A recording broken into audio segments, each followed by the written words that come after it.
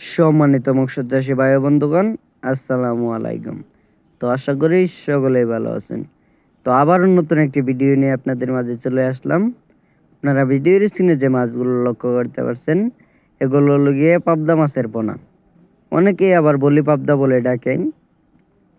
তো আজকে আলোচনা করব এই মাছগুলো কিভাবে চাষ করবেন এবং কি 4 থেকে 5 মাসে বাজার যাতায়াত করবেন। তো এই মাছগুলো চাষ করার ক্ষেত্রে আপনারা সাধারণভাবে পুকুর প্রস্তুতি নিলেও চলবে এবং কি এই মাছ চাষ করার ক্ষেত্রে খাওয়ান খরচগুলো অল্প হওয়ায় অধিক চাষি ভাইয়েরা এই মাছগুলো চাষ করার প্রতি আগ্রহী হয়ে আছেন। তো এই মাছগুলো কিভাবে 4 থেকে 5 মাসে বাজার যাতায়াত করবেন।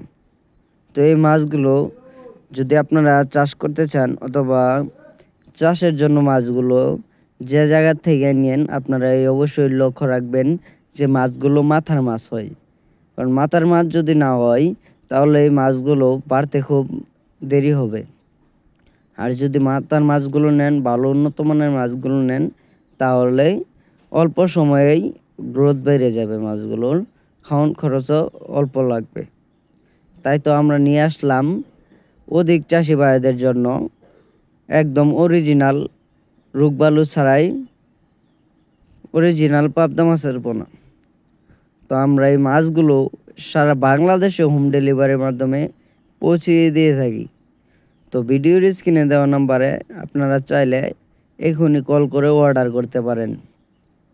তো এছাড়াও আমাদের কাছে আরও বিভিন্ন ধরনের মাছের রেণু ও পোনা রয়েছে, যেমন শিং, মাগুর, কাতল, রুই, পাঙ্গাস, অরিজিনাল মনসেক্স তেলাপিয়া, লাল তেলাপিয়া, শোল, ভিয়েতনামি কই, ভিয়েতনামি শোল,